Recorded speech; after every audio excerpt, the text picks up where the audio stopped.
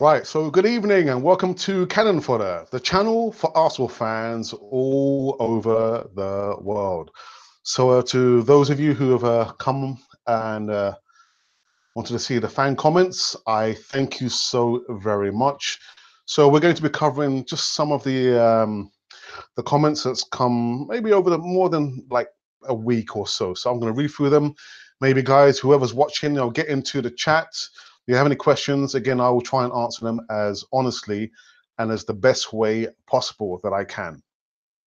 Right, so this comes at a time during the international break. And as I said before in my podcast of old, I absolutely hate the international breaks. However, this one came at the right time. Why did it come at the right time? Because I think Arsenal was stuttering, not only in the Premiership with the draws, but even in the last match there with Sporting Lisbon. So Unai Emery would have sighed a big sigh of relief that the international break came at the right time. So these are just some of the comments that came during the international break, and I've got one here.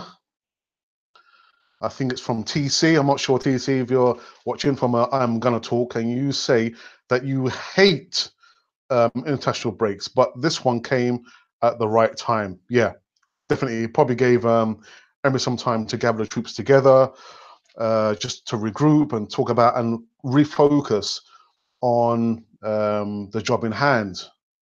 And we've got another one here. Again from TC saying how hopefully we can kick on from here. And another one from 79 Sawa, who says, hate the international breaks too, but only this season. I'm happy with it because Unai needs more time to get his stuff together. Also, players are still improving, so better they get to gel more together. Yeah. Again, just echoing what I've always said there, literally that the international breaks usually it just breaks up. The last one it broke up the momentum that we had there, but this one came just at the right time.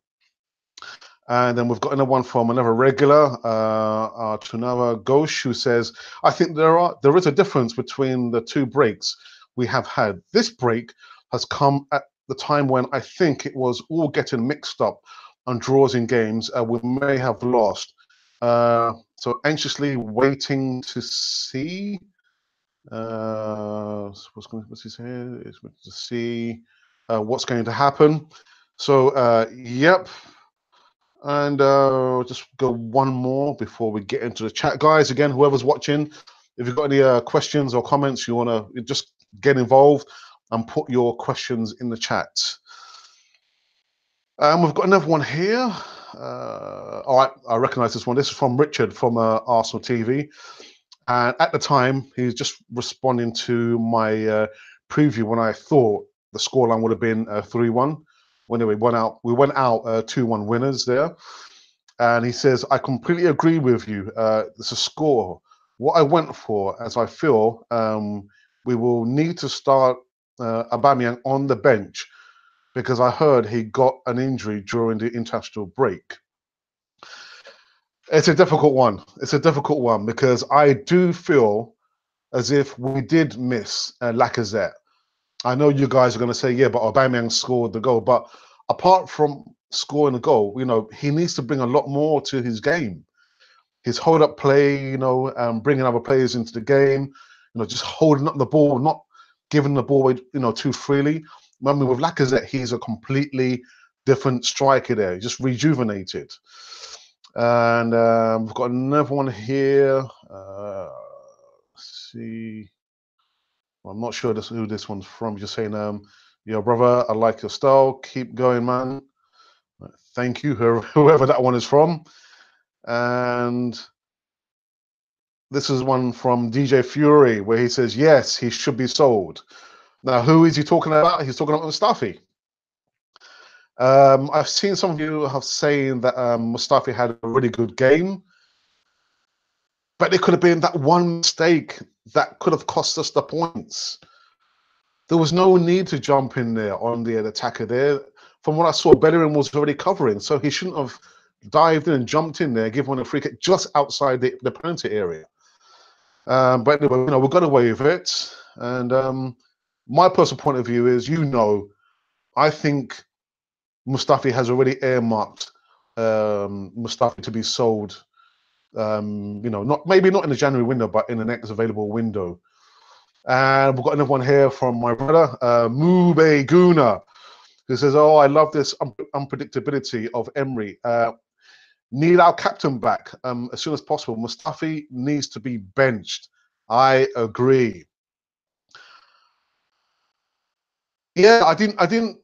He played three at the back, and completely threw me off because I thought we're going to stick with flat back four. Well, not flat back, but back four with the usual suspects, Bellerin, and then Monreal. Well, Monreal is still out injured, so he played Kolasinac, and he played in the middle, Socrates and Holding.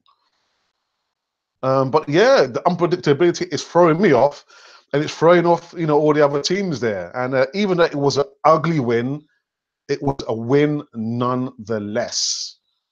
A win is a win, man. We've got another one here from another regular subscriber, Paul Smith. Yo, Paul, if you're watching, come on the live stream if you can. It says good results. Absolutely. We'll keep up the momentum there, and onwards and upwards. We've got another one here. Not sure who this is from. Maybe it's from DJ Fury. He says, can't keep making excuses. Emery needs to bench him and sell him in January. Terrible. Bournemouth could have equalised in injury time.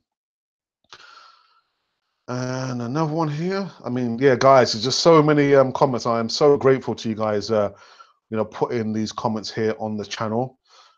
Before I continue, I just want to say again, guys, who's ever just passing by and just watching this this live podcast, you like what you see, please subscribe and press the notification button, because we've got lots of breaking news coming up, and we've got something really big happening in the new year. So stay tuned. Right, I've just seen someone come into the live chat here, and that's Arnold Lee. A good thing about the new direction, no one is safe. Ozil needs to know he has to step up his intensity. Yeah, I saw in the news there. Apparently, Emery he's saying that he needs more from Ozil. I wonder how did Ozil feel to be benched on Sunday? Was he happy? Does anyone know out there? I'm not absolutely sure. I don't think he would have been happy, but I think he needs to realize that it's a new era, and again, like I said many times, we can't afford to have luxury players, and Ozil is a luxury player. Right, and we've got Floyd Kennedy, who I recognise this person, is an old friend from primary school, believe it or not, more than 40 odd years. Floyd, what's happening, man? And Floyd says, what is your prediction for Wednesday, the 5th December game between former top 4 team Manchester United? We need to catch them in this point in time, because they're not in the best condition, are they?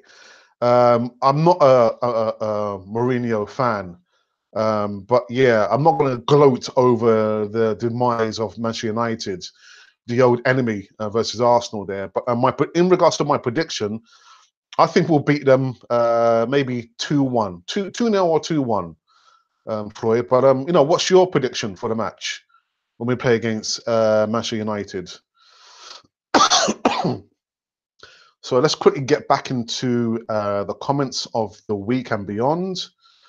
And I've got here another Ghosh again. He says, the present trend, seeing the last 17 matches, confused me.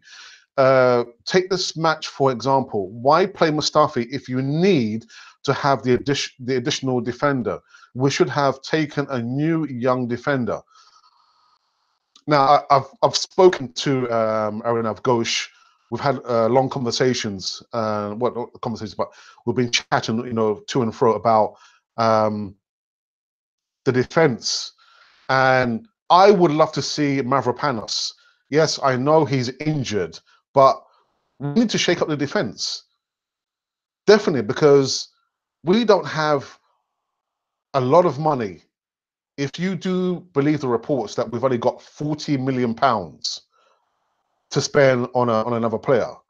And as well, in over the weekend, I did do an upload about transfer news in regards to Leonardo Trossard, who is rated and alleged that his agent says that Arsenal have made some kind of contact, but his client is rated 100 million. We don't have 100 million pounds to spend on one player, much less spending 40 million pounds, on a defender. So if logic comes in the situation, I'd rather spend 100 million pounds if we have that money on 2 or 3 players, a winger, a central defender, and maybe a striker. And as well, this guy, he's not proven in the Premiership. So yeah, definitely, I would like to see Mavropanos come back into the fold, and yeah, he's highly rated. He's highly rated. Right. So to quick get back into the chat, and there's another comment from Arnold Lee, and he says, "Leaders to be happy. It is a matter of realizing your role in the pitch." Özil. And Floyd says he reckons it's going to be 2-1 to Arsenal. Yeah, I don't know. What do you guys think about having the armband spread amongst a various of 4 or 5 players? Wouldn't you prefer to see just one player have the captain's armband? I don't know. For me, it just kind of cheapens the value of being a leader of men on the pitch. I know Xhaka was the captain on Sunday, and I've got no qualms with having Xhaka as captain. But guys, what do you think? Put your comments in the chat now. All right, let's go on to some more comments here, and this is from Apollo, from 101 on Arsenal, and yeah, again speaking about the captain armband and having Ozil on the bench. He said, I'd let Ozil keep the armband, but he was on the bench. Same with Ramsey. I guess Xhaka is the last man standing. Excuse me. Yeah, my views on that. I don't think Ozil should have the captain's armband. I understand why Emery has done it, because he wants to reinvigorate and he wants to give the responsibility to Ozil to try and fire him up. But it's still not really working for me, to be honest. And then another one here. The new Leandro, he's referring to, for £100 million. I say if we invest that kind of money on one single buy, it has to be a proven talent. Yeah. So like I said, we're going to spend that money on a striker, because this guy is a striker, and yeah, I'm just thinking, should we go into the market to buy another striker, or give Eddie Nketiah a chance to prove himself? He's going to feature a lot more now that Danny Welbeck is now injured a long term. So I don't know. It's a tough one. It's a tough one. And one more, unless you guys want to give me some more comments in the chat. Yeah, there's just so many comments to go through here. Yeah, DJ Fury, what's happening, brother, man? What's happening? Any questions? Any questions? Right, so here's another comment we'll have here. That's right, Socrates was solid last evening, but would you just make some inquiries about Konstantinos Mavropanos? I do feel that something is going on beyond our knowledge.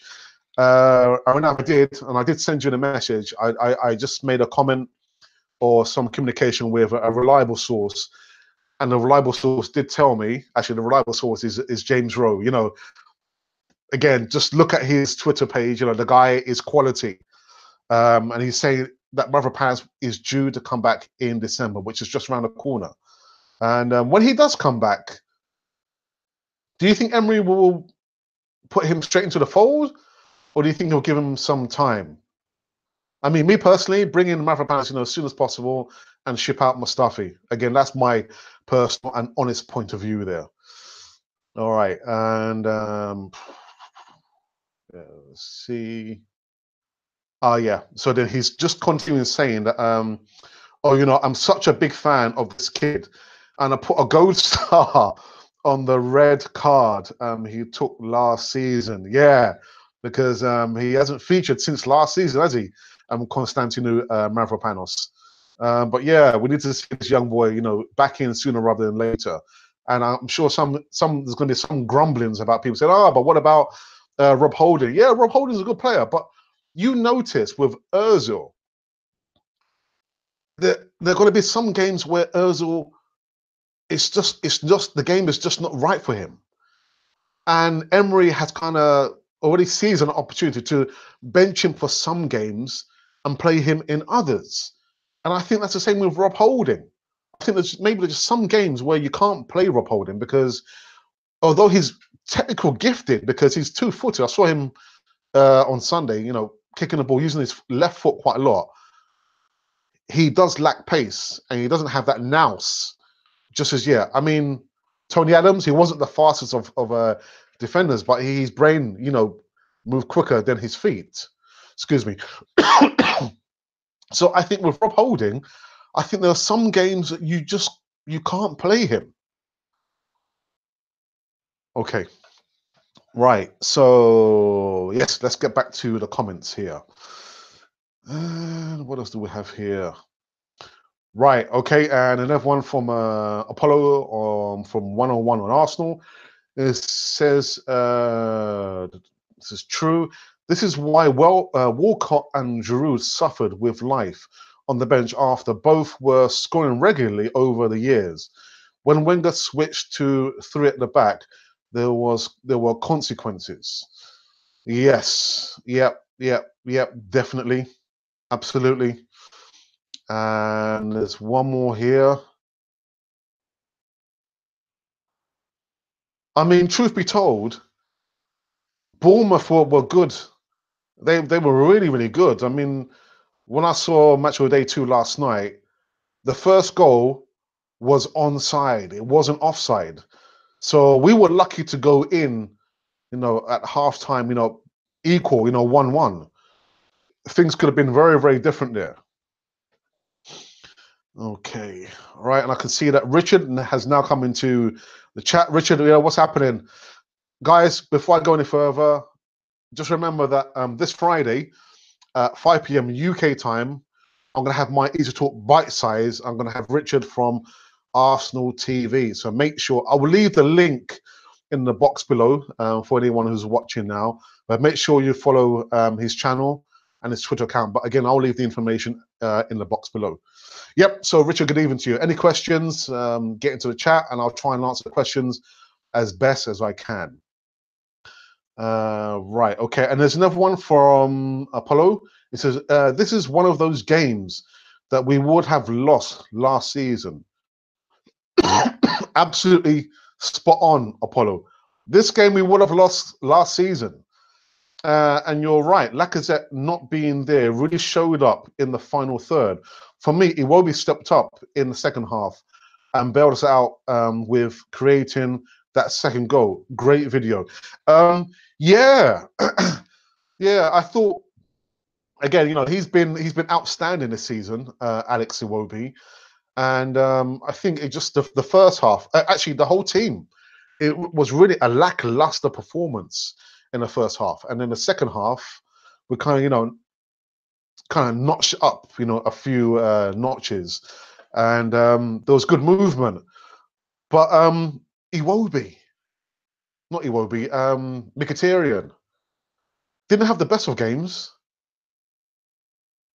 He missed some chances there where you would have expected him to hit the target, but he skied the ball, over the bar. As with Aubameyang, again, we've got to be a little bit more clinical when we have those opportunities there. But again, the bottom line is, if Unai Emery was here with me now, he would say, Alex and everybody else, we won the game. We won the game. And we're still continuing the momentum. We are now unbeaten in 17 in all competitions. So Unai Emery, hats off to you. Yeah, I agree with that. But we just want certain things to be tweaked because it's still not a perfect performance from Arsenal. And what's going to change things is if the board give Unai Emery the money that he needs to invest in new players. Yeah, we can't be all nostalgia, but there's going to be some players who are going to be leaving maybe, if not in January, but the next transfer window. So yeah, he needs to change things up. But again, the board have to give him the finances to buy the players that he needs out there. He's not the manager; he's a coach. So I realize that he's not going to have the biggest say like Arsene Wenger did. So yeah, I think the future is bright if we play our cards right.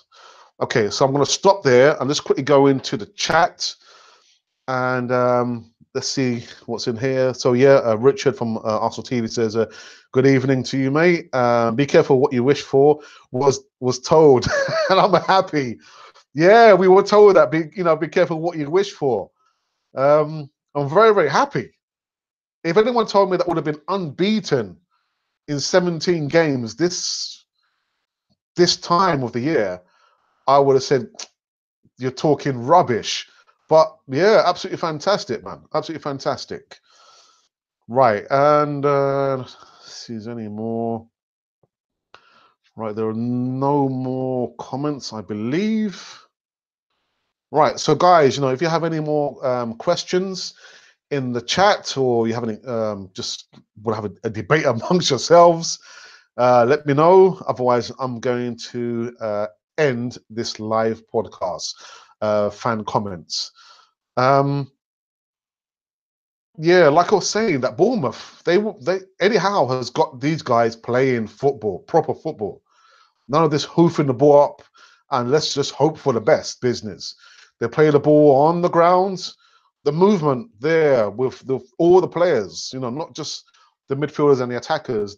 All of them play, for the team there. And we were kind of lucky, that we got out of jail there. But yeah, congratulations to Eddie Howe. I know he would have been very, very disappointed, especially with having that goal chalked off in the first half there. But no, we go onwards and upwards. So I believe the next match is on Thursday against Voskra, and we are away in the Europa Cup. Unfortunately, I don't have a ticket and I can't go anywhere because I would have work. And after that, we are playing against them guys down the road. Right. Okay, let's just see any more comments here. If not, then I'm going to wind up this live podcast. So just bear me a second. Yeah, guys, again, if you're just watching this live podcast by any chance and you're not subscribed, make sure you hit the subscribe button and press the notification button as well. Because again, you guys complain, "Oh, I haven't seen any notifications, any videos." That's because you need to press the notification button. I say this all the time. Press the notification button.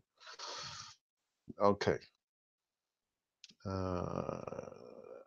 Right. I think I'm going to wrap this version of fan comments. But guys, again, thank you to everyone who came into the chat this evening.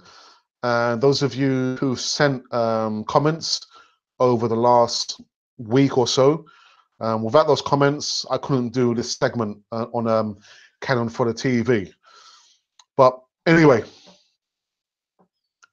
so it's onwards and upwards.